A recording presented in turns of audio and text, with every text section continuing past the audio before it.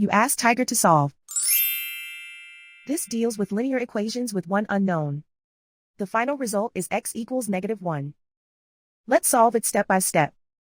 Simplify the expression. Group like terms. Simplify the arithmetic. Group all x terms on the left side of the equation. Add 2x to both sides.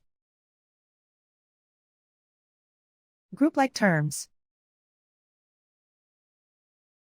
Simplify the arithmetic. Group like terms.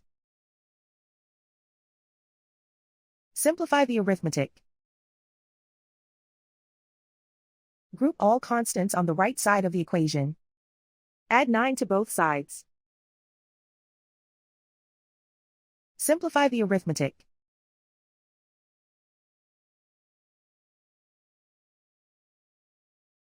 Convert the x into a positive number. Multiply both sides by -1. Remove the ones.